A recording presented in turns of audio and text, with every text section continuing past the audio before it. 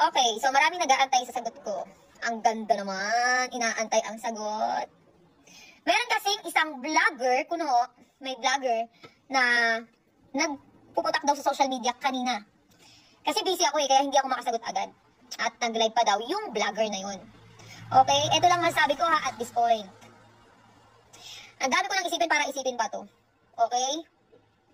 Una sa lahat, kalalaki mong tao para magpuputak ka ng ganyan. Ang dami-dami mong sinasabi. Lepet mo na ako. Lepet mo na ako. Maganda tayo pagsasalita. Ito lang masasabi ko at this point na ang dami ko pang dapat unahin kaysa sa mga kuda mo. Okay, yung mga kinukuda mo hindi naman importante yan sa buhay ko ngayon. Diba? Isa lang yung pinost ko pero ang dami mo nang sinabi. Para naman hindi tayo naging magkarelasyon yan. Diba? Once upon a time, naging maganda rin naman ang relasyon natin, diba? At naging masaya ka, at naging masaya ako noon. Diba? Tama ba? Totoo yun na naging magkarelasyon tayo.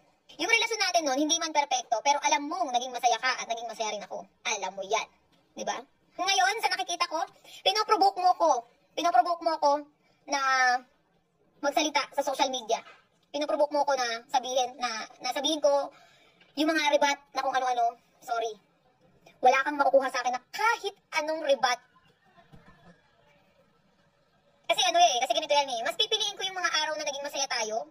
Mas pipiliin ko yung mga araw na naging masaya tayo, yung mga alaala na masaya tayo, kaysa dun sa mga pangit. Gets mo? Kasi ako yung tunay na nagmahal. Yun yung tunay na pagmamahal. Tsaka ayoko na masyado magsalita kasi busy rin ako sa buhay ko ngayon. Tsaka masaya ako sa buhay ko ngayon. Okay, yun lang.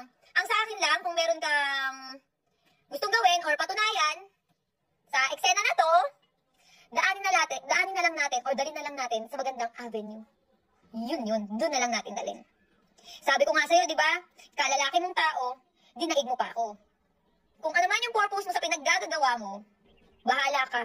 Buhay mo yan. Sa ngayon, mas importante sa akin yung peace of mind ko. Mas importante sa akin ngayon yung protektahan ko yung peace of mind ko at peace of mind ng pamilya at anak ko. Yun lang yung gusto kong sabihin.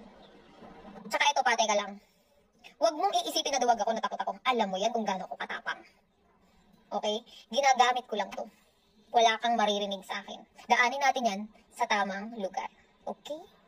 Ngayon, kung gusto mong magdadaktak dyan, magkukuda ka, kung anong paninirang sasabihin mo, well, bahala ka. Buhay mo yan. Kung dyan ka masaya sa nakakasira ka ng tao, go.